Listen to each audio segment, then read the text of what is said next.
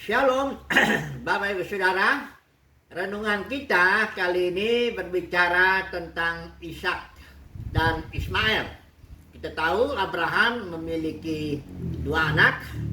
Ismail itu yang dilahirkan oleh Hagar, dan kemudian Ishak yang dilahirkan oleh Sarah. Nah, dalam Galatia dikatakan bahwa Ismail itu diperanakan menurut daging. Nah, mengapa demikian? Karena memang Abraham mendengarkan perkataan Sarah yang mengatakan bahwa Tuhan tidak memberikan aku anak. Padahal sebenarnya sudah dijanjikan pada Abraham, hanya belum waktunya. Jadi Abraham dengan kedagingannya mendengarkan saran daripada Sarah.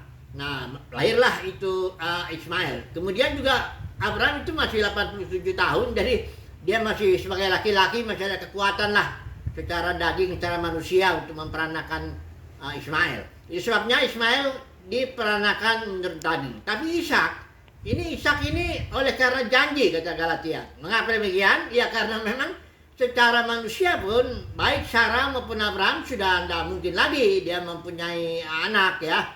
Tapi oleh karena janji Tuhan dan oleh karena kuasa roh Tuhan, maka Abraham, atau juga karena iman Abraham, maka Abraham bisa memperanakan Ishak. Nah, sekarang kedua orang ini ada yang sangat menarik ya. Saya akan baca lah ya di Kejadian pasal 17 ini. Tidak semua saya baca karena Ismail pun diberkati ya. Nah, mari saya baca ya sebagian aja ya. Kejadian 17 ayat yang 18 dan 21. Abraham mengusulkan sempat ya, sekiranya Ismail diperkenakan hidup di hadapanmu. Ya, kemudian Tuhan bilang tidak, melainkan istrimu Sarah lah yang akan melahirkan anak laki-laki bagimu. Nah, kemudian dikatakan di sini ayat 20, tentang Ismail aku telah mendengarkan permintaanmu. Ia akan kuberkati, kubuat beranak cucu sangat banyak. Ia akan memperanakan 12 raja dan Tuhan akan membuatnya menjadi bangsa yang besar.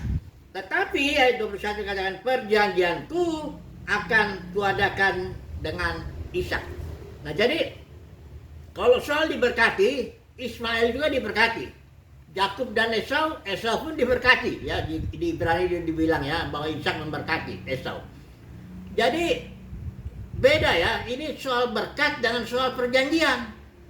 Nah, perjanjian dengan Ishak itu sebenarnya janji yang mana? Itu tentu turun dari Abraham. Olehmu dan keturunanmu semua kaum di muka bumi akan mendapat berkat. Dan kita tahu janji yang kepada Abraham itu adalah janji keturunan itu bentuk tunggal, itu adalah Mesias ya. Nah, melalui Mesias dan kerajaannya lah maka seluruh kaum di muka bumi akan mendapat berkat ya. Nah, sekarang kita mau melihat beginilah ya. Kita terapkanlah dulu dalam kehidupan kita sebagai orang Kristen ya. Nah, kita lihat begini. Abraham di hadapan manusia itu dia punya buah. Katakanlah buah itu ya. Buah dari dirinya itu ada dua ya. Ada Ismail, ada Ishak. Dua-duanya ini itu anak Abraham ya, di hadapan manusia. Tapi kalau di hadapan Tuhan itu cuma satu yang diakui sebagai keturunan Abraham, yaitu Ishak, yang kepadanya Tuhan membuat perjanjian yang pada akhirnya dia menurunkan Mesias. Nah, sekarang kita terapkan dulu dalam kehidupan kita. Kita tahu bahwa kita sebagai orang Kristen memiliki katakanlah buah pelayanan ya.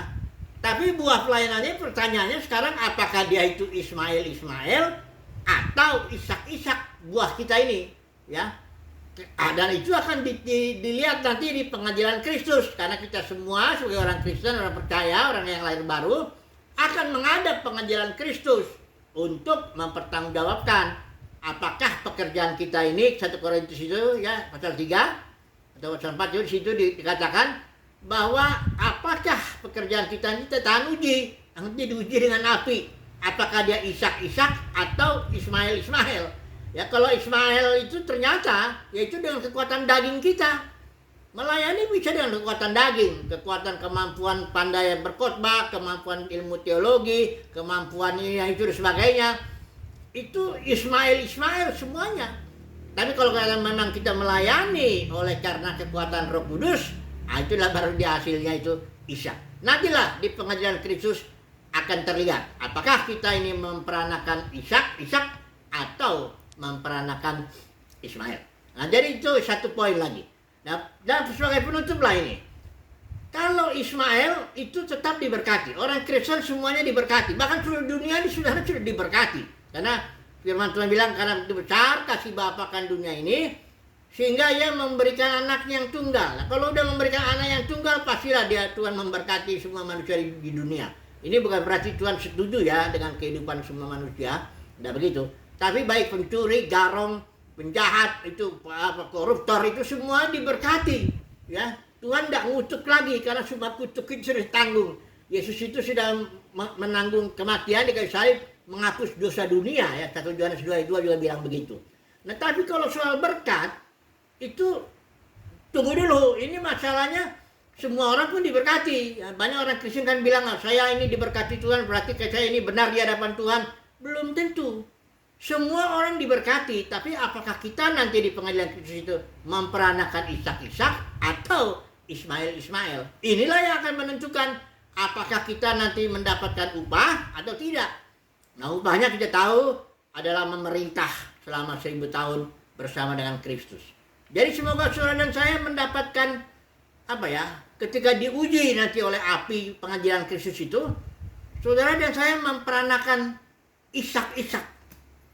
Ya, yang lahir yang bukan karena daging ya, tapi karena itu janji dari Tuhan. Ya, semoga ya saudara dan saya memperanakan Ishak sehingga kita mendapat upah untuk memerintah bersama dengan Dia.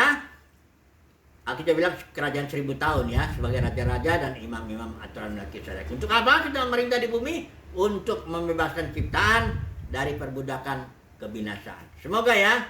Haleluya. Amin.